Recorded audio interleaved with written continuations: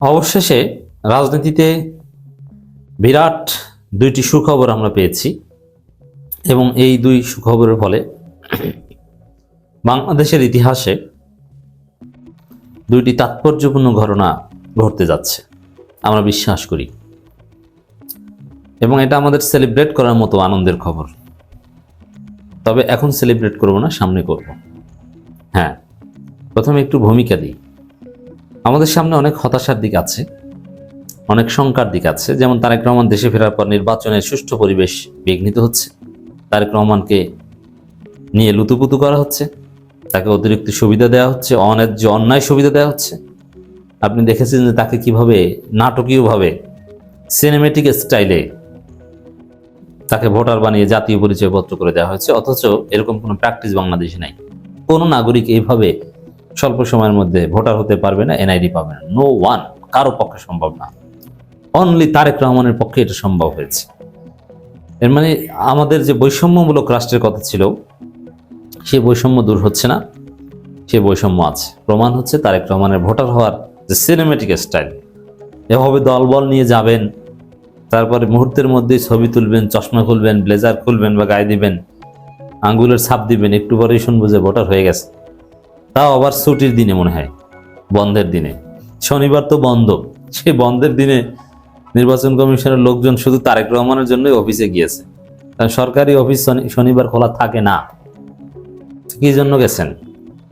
এই জন্য বলে সিনেমেটিক স্টাইলে, এবং সবাই রেডি, সবাই নতুন নতুন জামা পরে, নির্বাচন কমিশনের অফিসাররা, নির্বাচন কমিশন সচিব সহ তারা ডিজি ডুজি যা আছে সব নতুন নতুন ব্লেজার, নতুন টাই, নতুন কোটপিন, নতুন টাই ক্লিপ, এগুলো পরে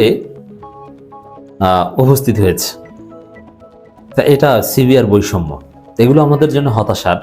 এবং তারেক রহমান যেখানে যান আপনারা দেখেন যে পরিস্থিতি ঘোলাটে তৈরি হয়ে যায়, এবং মনে হয় যেন আয়াতুল্লাহ খমিনি।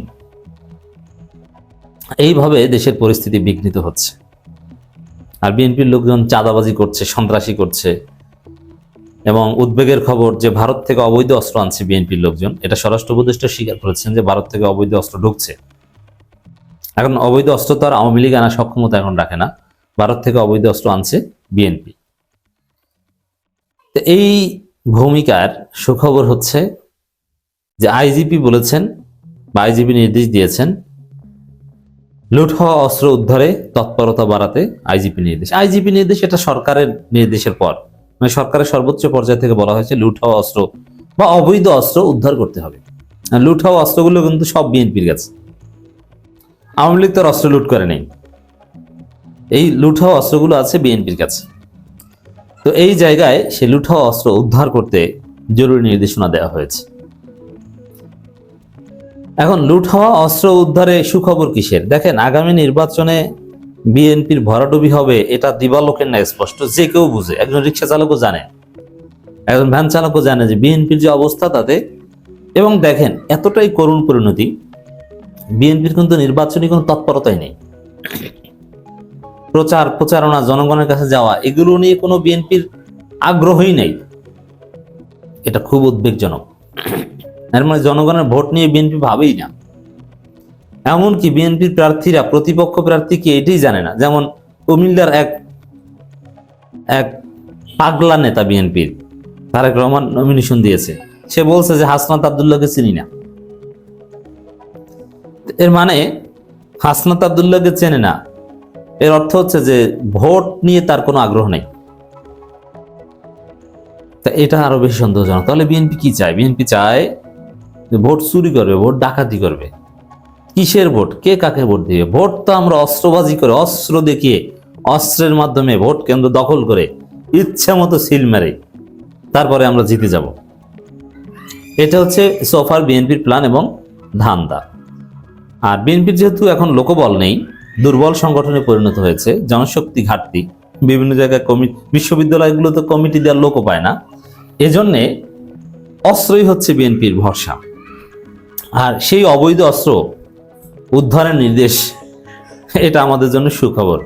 এবং দিন শেষে এই অবৈধ অস্ত্র উদ্ধার হলে লড়াইটা সহজ হবে, কারণ অবৈধ অস্ত্র উদ্ধার হলে তখন লড়াইটা হবে জাস্ট হাতের সাথে হাতের।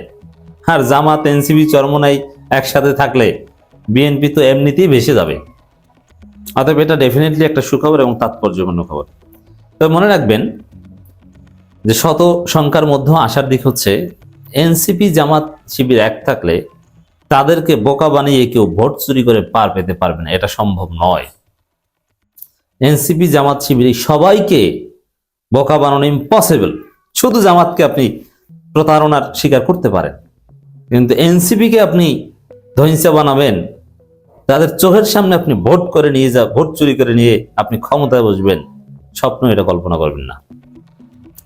দর্শক, সেই জায়গায় এই লুট হওয়া অস্ত্র উদ্ধারের যে সরকারের তৎপরতা, সরকার নড়েচড়ে বসে যাবার জরুরি নির্দেশনা দিয়েছে, এটা নিঃসন্দেহে একটা সুখবর। এবং এটা জাস্ট এই কথার কথা না, আসলেই অস্ত্র উদ্ধারে একটা বড় নাড়াচাড়া দিবে সরকার, এটা আমি জেনে বলছি। এতে বিএনপি অত্যন্ত দুর্বল হয়ে যায়। বিএনপির যে মূল আশা ভরসা যে অস্ত্রের মাধ্যমে অস্ত্রবাজি করে ভোট কেন্দ্র দখল করবে, এটা থাকবে না। আর লাঠি নিয়ে বিএনপি দাঁড়াতেই পারবে না, কারণ বিএনপির লোক নাই। জামাত, চরমোনাই, নারায় তেকবীর স্লোগান দিলেই ওরা দৌড়াবে, কিন্তু অস্ত্র থাকলে ওরা বিশৃঙ্খলা সৃষ্টি করত।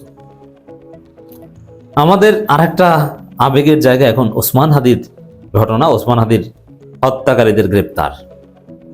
এটা নির্বাচনের একটা শর্ত বটে, কারণ ওসমান হাদির হত্যাকারীদের রহস্য উদ্ঘাটন করতে না পারলে, কোন কুল কিনারা বের করতে না পারলে বাংলাদেশে কোনো নির্বাচন হবে না। সেই জায়গায় কিছুটা সুখবর সরকার দিয়েছে যে ভারতে পালিয়েছে, ঠিক আছে, ভারত দুইজনকে ধরছে এবং সাঁড়াশি অভিযান চালানো হচ্ছে, ভারত ধরবে। যদিও পশ্চিমবঙ্গের দু একটা ঘটনা মিথ্যা প্রমাণিত হয়েছে, কিন্তু ওভারঅল ভারত প্রতিশ্রুতি দিয়েছে যে আসামিদের ধরে তারা ফেরত দিবে। এটা একদম সরকারের আনুষ্ঠানিকতা, রিজওয়ানা হাসান বলেছেন, এবং এটা সত্য। কারণ ভারত সরকার সিরিয়াসলি না ধরলে তো আর কিছু করার নাই। কিন্তু এই জায়গায় ভেরি সিগনিফিকেন্ট, ওসমান হাদির হত্যাকারীদের তথ্যের জন্য 55 লাখ টাকা পুরস্কার ঘোষণা করলো শিখস ফর জাস্টিস। শিখরা, ভারতের শিখরা অনেক প্রভাবশালী, আপনারা জানেন।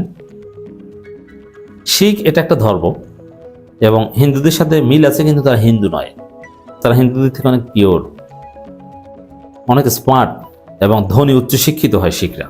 এবং শিখরা যথেষ্ট কনজারভেটিভ, তাদের ধর্ম পালনের ক্ষেত্রে নিয়ম নীতি পালন করে। তারা দাড়ি রাখে, তারা মাথায় এক ধরনের কাপড় বাঁধে। এই শিখরা সিরিয়াস হয়েছে, আর এই শিখরা যা চায় ওটা ভারতে করতে পারে, ভারতের বাস্তবতা এটা বলে। তারা বলেছে ওসমান হাদির হত্যাকারীকে ধরিয়ে দিতে হবে, যেখানে আছে, ভারতে যেহেতু আছে, ধরতে বলে 50 লাখ টাকা পুরস্কার। তাই আমার বিশ্বাস যে এই পুরস্কারের কারণেই জনগণ ধরবে, নইলে সরকার ধরতে বাধ্য করবে। তাহলে আমরা ওসমান হাদির হত্যাকারীদেরও গ্রেপ্তার দেখতে পাবো, এটা একটা সুখবর। আর অবৈধ অস্ত্র উদ্ধার হবে, এর মধ্য দিয়ে একটা সুন্দর নির্বাচন হবে।